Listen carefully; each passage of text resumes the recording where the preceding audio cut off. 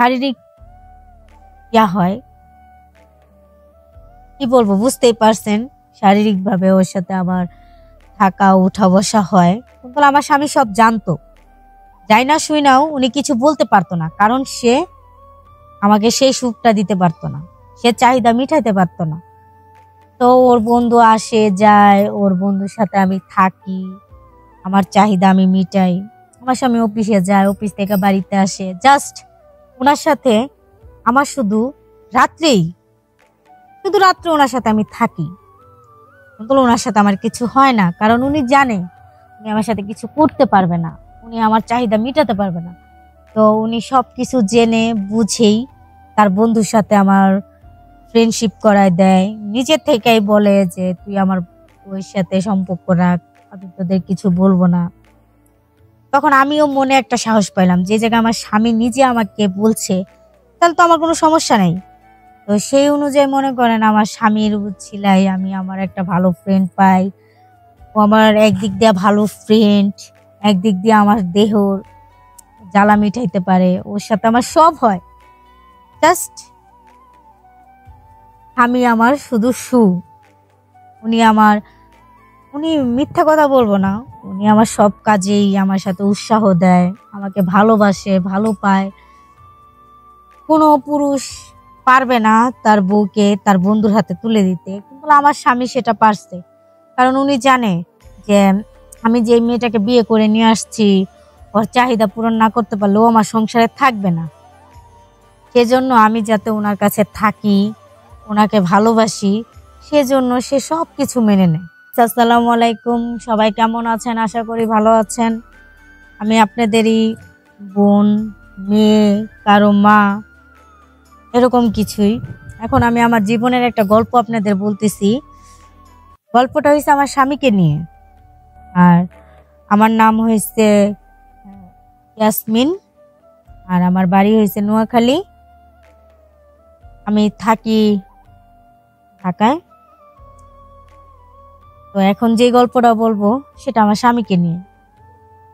আমার বাবা মা প্রায় আজ থেকে 2 বছর আগে আমাকে একটা ছেলের সাথে বিয়ে দেয়। অবশ্যই আমার শ্বশুর বাড়ি ময়মনসিংহে। তো বিয়ের পর সংসার করি, কিন্তু বিয়ে হয়েছে, সংসার করতেছি, কিন্তু মনের মধ্যে শান্তি নেই। কারণ যাকে নিয়ে সংসার করব সে আমার মনের মতো না। সে দেখতে চেহারা ভালো, এমন বলবো না যে দেখতে খারাপ, এমন কিছুই না। সে দেখতে সব ঠিক থেকে পারফেক্ট আছে, কিন্তু একদিক দিয়ে পারফেক্ট নাই। সেটা হয়েছে কি, যৌন মিলন, ওইটার দিক দিয়ে পারফেক্ট নাই। তো আমি তো ওইভাবে ওনার সাথে সংসার করতে পারবো না। কারণ একটা মেয়ে যখন বিয়ে হয় তার মনে খুব শখ থাকে যে স্বামীর বাড়ি যাবে, স্বামীর সাথে সংসার করবে, ভালো হবে। আর মেয়ে মানুষের জীবনে সবচেয়ে বেশি স্বামীর সহবাসটাই সবচেয়ে কাছের হয়। কারণ একটা মেয়ে একটা ছেলের কাছে যাই তার দেহের চাহিদা মিটানোর। তো যদি সেই চাহিদা স্বামী না মিটাইতে পারে তাহলে কার কাছে যাবে? তো যাক, এভাবে করতে করতে প্রায় 1 বছর সংসার হয়ে গেছে। হয়ে যাওয়ার পরে হঠাৎ একদিন আমার স্বামীর বন্ধু আমাদের বাড়িতে আসছে বেড়াইতে। আসার পরে ওরে দেখে আমার খুব ভালো লাগে, ও আমার সাথে কথা বলে খুব ভালো। তো ওর সাথে আস্তে ধীরে ধীরে করতে করতে ওর সাথে আমি ভালো একটা গভীর সম্পর্কে ঢুকে যাই। ঢুকে যাওয়ার পরে ওর সাথে আমার বেশ কিছুদিন শারীরিক হয়, কি বলবো, বুঝতেই পারছেন। শারীরিক ভাবে ওর সাথে আমার থাকা উঠা বসা হয়, কিন্তু আমার স্বামী সব জানতো।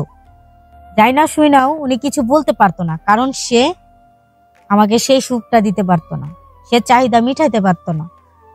তো ওর বন্ধু আসে যায়, ওর বন্ধুর সাথে আমি থাকি, আমার চাহিদা আমি মিটাই।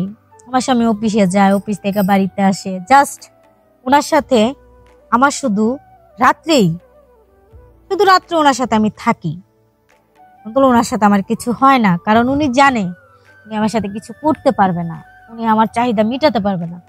তো উনি সবকিছু জেনে বুঝেই তার বন্ধুর সাথে আমার ফ্রেন্ডশিপ করায় দেয়, নিজের থেকেই বলে যে তুই আমার বউয়ের সাথে সম্পর্ক রাখ, আমি তোদের কিছু বলবো না। তখন আমিও মনে একটা সাহস পাইলাম, যে জায়গায় আমার স্বামী নিজে আমাকে বলছে তাহলে তো আমার কোনো সমস্যা নেই। তো সেই অনুযায়ী মনে করেন আমার স্বামীর ছিলাই আমি আমার একটা ভালো ফ্রেন্ড পাই। ও আমার একদিক দিয়ে ভালো ফ্রেন্ড, একদিক দিয়ে আমার দেহর জ্বালা মিটাইতে পারে, ওর সাথে আমার সব হয়। জাস্ট আমি আমার শুধু উনি আমার, উনি মিথ্যা কথা বলবো না, উনি আমার সব কাজেই আমার সাথে উৎসাহ দেয়, আমাকে ভালোবাসে, ভালো পায়। কোনো পুরুষ পারবে না তার বউকে তার বন্ধুর হাতে তুলে দিতে, কিন্তু আমার স্বামী সেটা পারছে। কারণ উনি জানে যে আমি যে মেয়েটাকে বিয়ে করে নিয়ে আসছি, ওর চাহিদা পূরণ না করতে পারলে ও আমার সংসারে থাকবে না। সেজন্য আমি যাতে ওনার কাছে থাকি, ওনাকে ভালোবাসি, সেজন্য সে সব কিছু মেনে নেয়। সে নিজে তার বন্ধুর হাতে আমাকে তুলে দেয়। তো এখন আমি খুব ভালো আছি, খুব সুখে আছি, স্বামীর সাথেও সংসার করতেছি, বাহিরে বন্ধুর সাথে কাটাতে পারছি, চাহিদা মেটাতে পারছি, আমি সব দিক দিয়ে পারফেক্ট আছি। আর এখন আমি খুব খুশি। প্রথম প্রথম হয়তো বিয়ের 1 বছর আমি খুব কষ্টে ছিলাম, ভালো লাগতো না, খুব কান্নাকাটি করতাম যে বাবা মা দেখে শুনে এমন একটা ছেলের কাছে বিয়ে দিছে, সে আমার চাহিদাই পূরণ করতে পারে না, সে আমার কাছে আসেই না। কারণ আসবে কি করে, সে সেই কাজটা করতেই পারে না। আর আমি প্রায় 1 বছর তার অনেক জায়গায় চিকিৎসা করছি, অনেক হাসপাতালে নিয়েছি, অনেক হারবাল খাওয়াইছি, তারপরেও দেখি কোনো কাজই হচ্ছে না, কোনো ওষুধই হারে কাম করতেছে না। তো বাধ্যমূলক হয়ে আমি তার বন্ধুর সাথেই ফিজিক্যাল লাইফে জড়াই। এখন আমি খুব ভালো আছি, স্বামীও আমার খুব ভালো আছে। আমি বেশিরভাগ সময়টা ওর বন্ধুর সাথে কাটাই। যখন ও বাড়িতে না থাকে ওর বন্ধু আসে, আমার সাথে থাকে, ফিজিক্যাল লাইফে জড়াই, খুব আনন্দ পাই, ফুর্তি করি, খুব ভালো আছি। তো এখন যাই হোক, আমি তো এটা একটা ছোট ভুল করে ফেলছি। কারণ আমার স্বামী যেমনই হোক, সে আমার চাহিদা মেটাতে পারে না বিধায় আমিও তার বন্ধুর সাথে থাকি। আসলে এটা আমার করা উচিত হয় নাই, কারণ সে যেমনই হোক, যেভাবেই হোক, সে আমার স্বামী। তো আমি এটা একটা ভুল করছি, স্বামীর চাহিদা পূরণ করতে পারে না দেখে তার বন্ধুর সাথে থাকি। এটার চেয়ে বড় পাপ কিছুই না, আমি এটা সবচেয়ে বড় একটা ভুল করছি। তো সবার কাছে এই মিনতি, আমি যে ভুলটা করছি আপনারা কেউ এই ধরনের ভুল করবেন না। কারণ স্বামী খারাপ হইলেও স্বামী, ভালো হইলেও স্বামী, সে যদি কিছু নাও পারে সে আমার স্বামী। তো আমি সবার কাছে এই এক আবেদন নিয়ে বলছি, আমার মতো এরকম ভুল কেউ করবেন না। আর সবাই আশা করি স্বামীর প্রতি শ্রদ্ধা, ভালোবাসা ঠিক এক সমানই থাক। আমার মতো স্বামীকে থুয়ে স্বামীর বন্ধুর দিকে নজর দেওয়াটা ঠিক না। স্বামী যদি চাহিদা পূরণ নাও করতে পারে, তারপরেও চেষ্টা করবেন স্বামীর কাছটা আদায় করে নেওয়ার, যেভাবেই হোক তার সাথে থাকার চেষ্টা করবেন। বলে যে স্বামী পারে না জন্য স্বামীকে দোষ দিবেন, স্বামীর সাথে সংসার করবেন না এই ধরনের কথা বলবেন, তার বন্ধুকে পাইলে বন্ধুর সাথে যাবেন, এই ধরনের ভুল কেউ করবেন না।